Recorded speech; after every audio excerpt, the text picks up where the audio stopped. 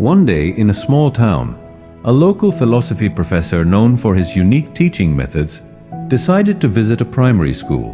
When he entered the classroom, there was something intriguing about him, a quiet mystery in his eyes, and under his arm he carried a large empty glass jar. The children immediately became curious, wondering what he was going to do. Without saying much, he placed the jar gently on the table and then brought out a pile of large stones, each about the size of a fist. One by one, carefully and deliberately, he placed them into the jar until there was no more room left.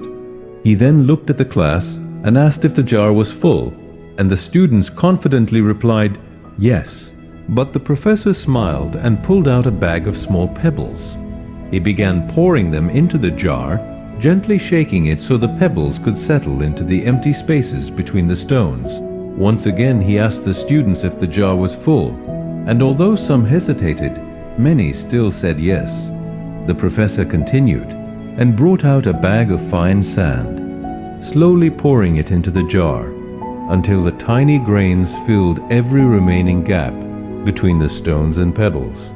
For the third time, he asked if the jar was full, and this time the students began to understand and replied that it was probably not.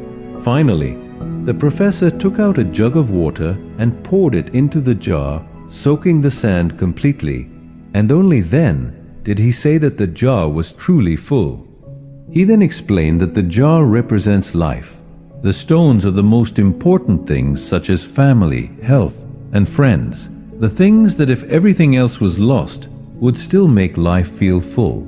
The pebbles represent other things that matter, but are less important, like a job, a house, or a car.